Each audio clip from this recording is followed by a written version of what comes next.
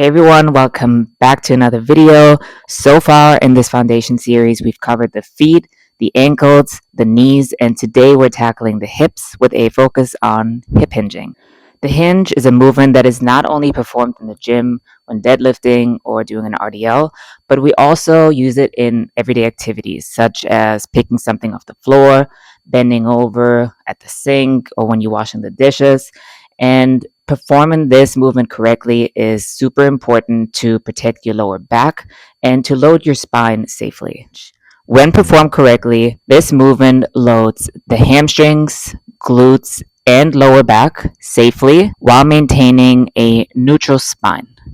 As you can see, I am bending at the hip, my hips are shifting backwards, and the knees are slightly bent. However, not as bent as you would see in a squat.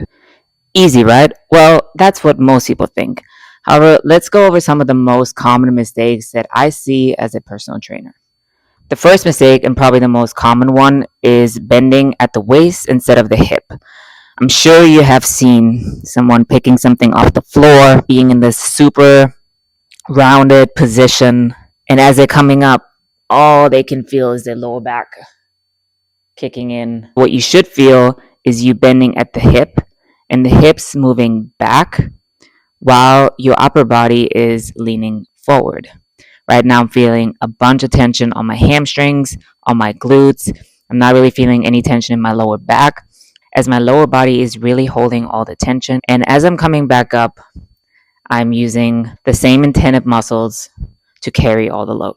Another mistake, bending the knees too much during the movement. Like I said, the hinge is not the same as a squatting movement. So you commonly see people doing this, right? Which basically, as I mentioned before, is when the hips are moving up and down.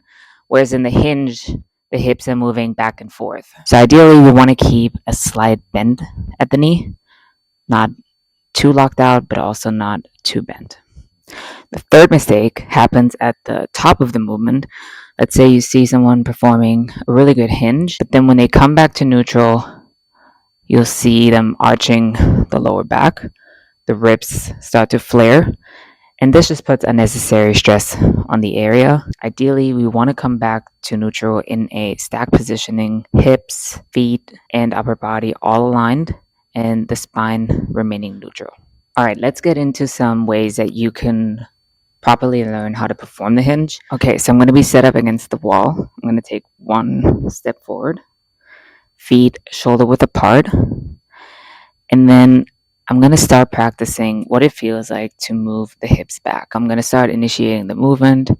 I want to push my hips back into the wall, and once I feel them, pause there for a second, get a feel for what it feels like to have tension on the hamstrings, on the glutes, and then move back. And I'm just going to practice this movement. I'm going to shift my hips back, shift them forward. All right, so once you mastered the wall drill, I'm going to have you set up against a stool or a box, making sure that you feel some sort of contact between the object and your calves. And you're going to be pushing back against the object.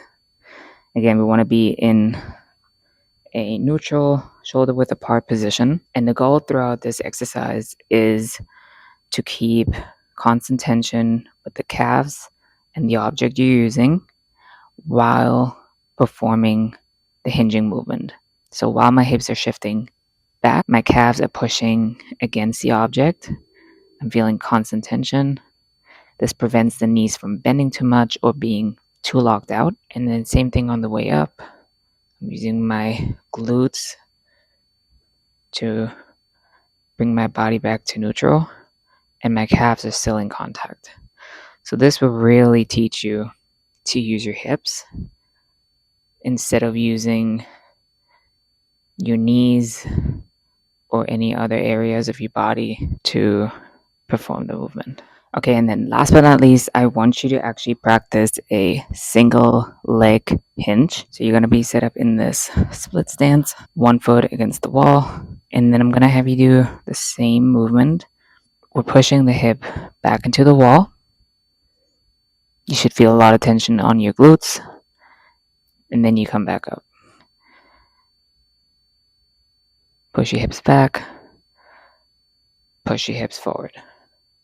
And the single leg option is something I like to teach because if you think about it in everyday situations, when you pick something off the floor or you're bending down, it's a lot easier to be in the split stance.